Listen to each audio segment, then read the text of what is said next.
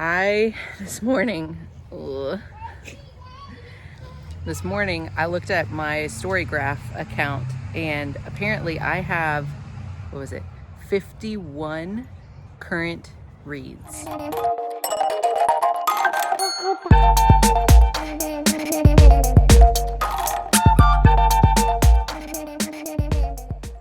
Hey everyone, it's Ann. It was supposed to rain. It's supposed to be raining. And clearly, as the sun is now beaming on me, kind of making me sweat a little bit. Clearly, it is not raining, which is good. It means we get outside and it's not the typical Texas heat. So we get outside, the kids get outside. Key thing with small children. And I get to read my book. So this morning, I looked at my Storygraph account, and apparently I have, 51 current reads. Am I currently reading 51 books? No. But this is usually what happens in January. I need to go back through and see, okay, what am I actually not going to finish? What will I finish? I just need to prioritize it, that kind of thing. So one of those books from last year is A Gentleman in Moscow. I've never read this. I've heard great things, and the 74 pages that I'm in, it really has been phenomenal. Someone on a podcast, they said it's almost as if you're reading a Russian novel, not by a Russian. And that's valid. The little bit that I've read in War and Peace, totally valid. Where it's like, it's like there's still hope within a hopeless situation, but it's not really hopeless. It's definitely, so far, definitely read it. Hoping to get to at least 100 pages today. We'll see.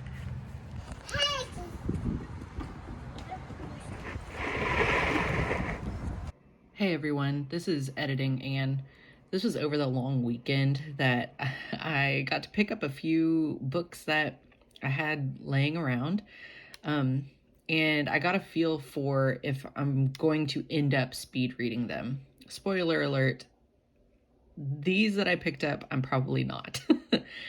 So as you can see, with 51 current reads, yikes, I tend to pick up a lot of books all at once, read a few pages, and then it probably takes me months to finish them. Unless if they hook me in, I will finish this book in the next 48 hours. But it's either we are going 5 miles per hour or we are going 1,000 miles per hour. So, for example, one of the books that I picked up was The Maid. It seems really interesting, the first 2 chapters that I read, but I had to return it to the library before I picked it up again. And now I've read a few reviews about The Maid. I kind of make it where I'm questioning if I am going to pick it up again. I thought it would be part of my 2023 TBR. Now I'm not so sure. I may pick up lessons in chemistry. And also I picked up The Fellowship of the Ring, which is part of my 2023 TBR.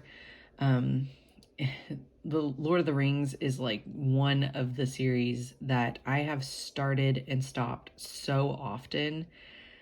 But as I explained in my 2023 TBR video, which will be coming out after this, at some point, we'll chat. But I start it and I stop it, and I just, I want to read it. But the problem is that reading The Fellowship of the Ring, it tends to make me sleepy enough for a nap that it takes me a while to get through chapters. And so I feel really bad, because now I can recognize how much work went in to creating The Lord of the Rings. And even just The Hobbit, like, that's a whole nother story for another day. But it just, you know, I just feel like I'm ready to take a nap. I'm definitely more of a hobbit when it comes to The Lord of the Rings than any other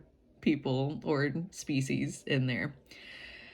So, since I brought up a few books that I was hoping to read for my 2023 TBR, I was thinking y'all could help me figure out, should I release next the books that I am for sure reading in 2023, or should I release my unhaul video for quarter one?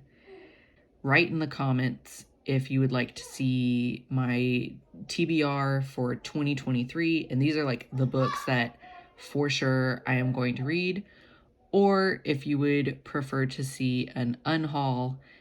Let's get back to A Gentleman in Moscow. Got to page, I guess technically 101 in A Gentleman in Moscow. And just gotta say, like, the relationship between Nina and the Count might be my favorite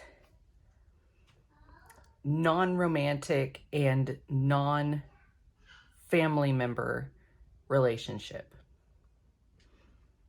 And I think it's that, like, in the situation, so it is 1922, the Count has been sentenced to stay in the hotel, and that's what starts the story. I think with the whole situation where it's like, you know, it could be where he just falls apart, or it could be where he makes the most of it. He's making the most of it, but in the unexpected way, right now at least, through the eyes of a 9-year-old. And just seeing the relationship develop, seeing how Nina handles her own world as well, because her world isn't how she expected it to be. It's been really refreshing reading that. So the first 100 pages, going strong, going well. Feel like this could be definitely upper fours, if not a 5-star. I hope I didn't just jinx myself.